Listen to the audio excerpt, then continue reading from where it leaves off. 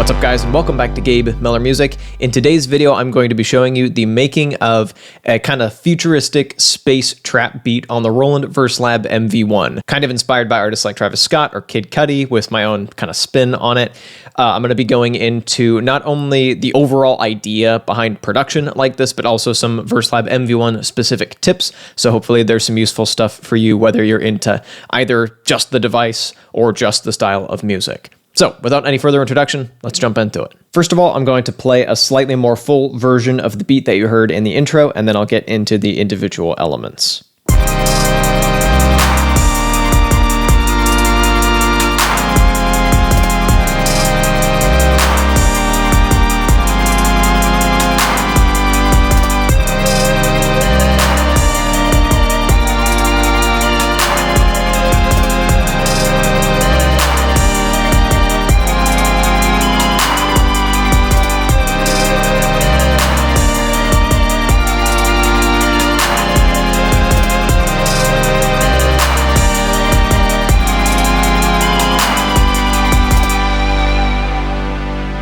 Let's start off with the element that sparked this entire idea, which is the chord patch. This is a built-in patch. Actually, all these sounds are just built-in presets. Some of them quite heavily modified, but it was all started with stock stuff. I started this using the chord engine.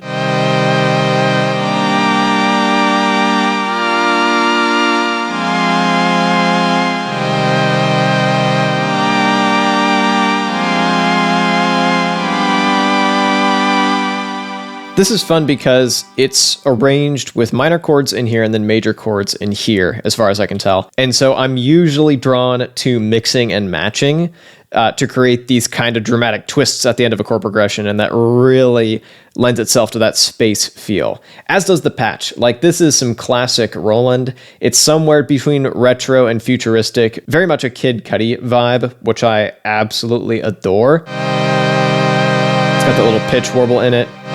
I don't really think I modified anything about the patch itself. It was just a matter of coming up with that chord progression with some drama to it, and breaking out of the key that I was playing in was one really good way to do that. And it loops fairly seamlessly as well. That was just a case of trial and error, and I like how that turned out quite a bit. And it ends up with me creating some kind of interesting chromatic melodies, but I'll get to that in a second. Up next, let's go into the kit.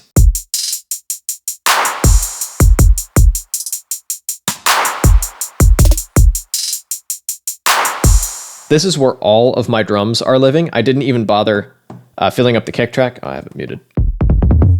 So this just sits here dormant, not doing anything.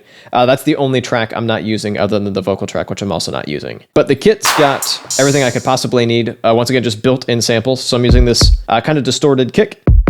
Pretty standard for this style of music. A big reverbed out clap with a nice long kind of white noise tail. This is the main hat that's just doing its simple pattern the entire way through. A couple of panned hi-hats. So this is a pitched down 808 hi-hat, and it's panned to the left a little bit, panned to the right. This just fairly standard 808 open hi-hat. And then I've also got, once again, slightly pitched down, but less so, hi-hat. And then this cross stick and this 808 snare pitched up, panned to the right a bit. And in the case of all these hi-hat and snare rolls, I'm just using style. Hence the differently colored steps, whereas normally they'd just be red. This does that, just for a single step.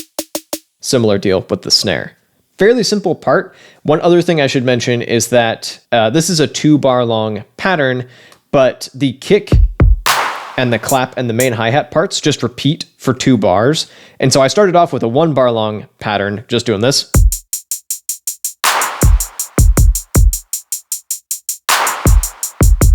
Like endlessly just for a single bar. And then when I wanted to add these different variations, all I had to do to have these continue without having to like reprogram or play them in a second time was just hit copy and then this measure forward button. And that'll just double the length of your pattern instantly, which really comes in clutch for these kind of drum parts. That's it for the drums. So let me get into the bass.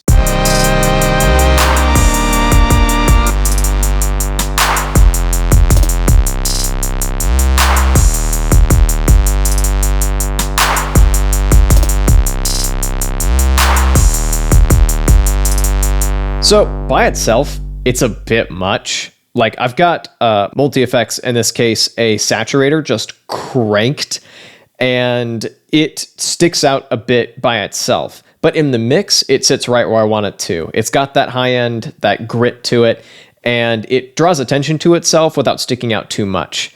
But by itself, if I was to mix this in post, I would probably tame the highs a bit when it's a little more exposed like this.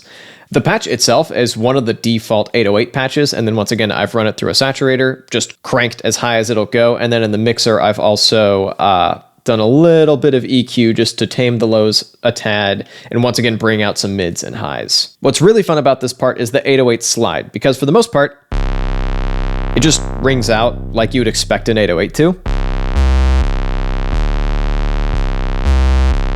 But if you hold it down, it engages the portamento. So this means that I can have it act fairly percussively most of the time. It just kind of follows the kick. But when I hold the note down, I can engage the slide just for a moment. So it creates this really cool kind of push and pull effect.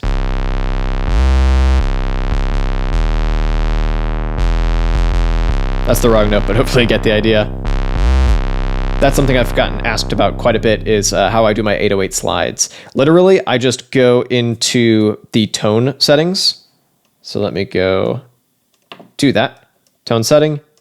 You've got a ton of options here. This is even easier to edit if you plug a phone in and use the ZenBeats app kind of as your auxiliary screen. I did an entire video on that, so I'm not going to go into that here. But I've got portamento on. I've got the time up a little bit, and that only acts when I hold down notes.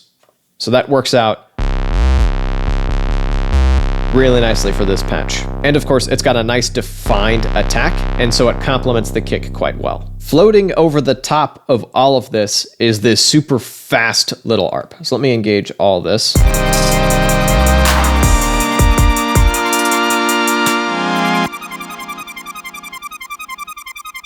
This is a super simple little part. This is a preset that when you hold it down has a fairly nice body to it. I don't want any of that. I want a short, stabby little sound.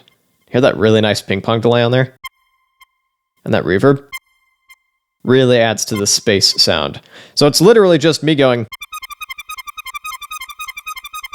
Like I didn't bother using an arpeggiator with this. I just programmed it in step by step because it's just this until it hits the end here and it switches back and forth between a couple of notes.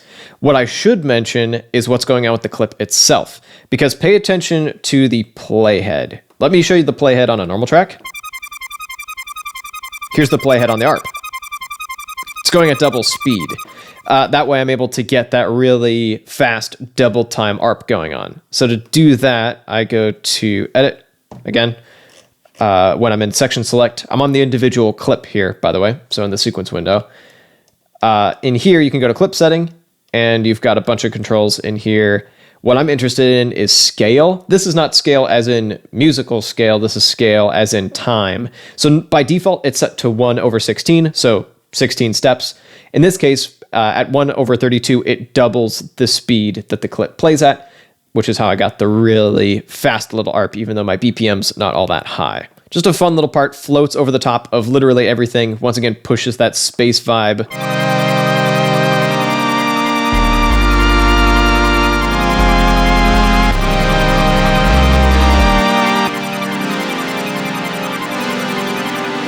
Up next, this part is directly a double of what the main pad is doing.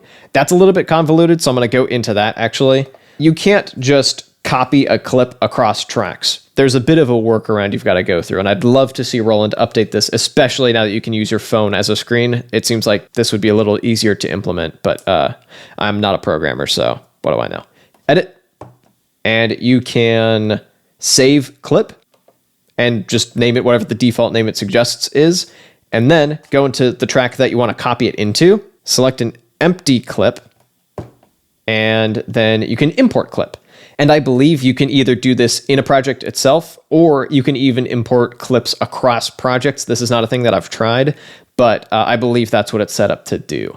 So then all I had to do was go in and actually change the patch itself, and I'm good to go. This is like a proper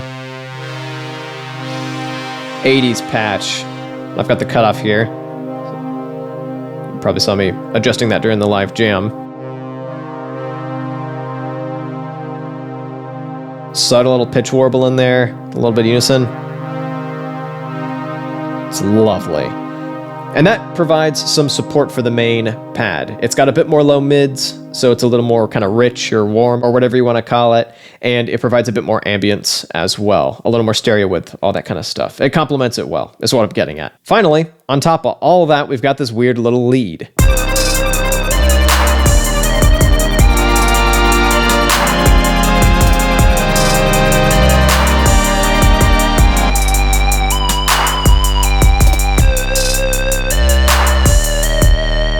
This is what I was talking about when I said I tend to write pretty chromatic melodies when dealing with weird chord progressions on this thing, especially because I've got the scale just set to be chromatic.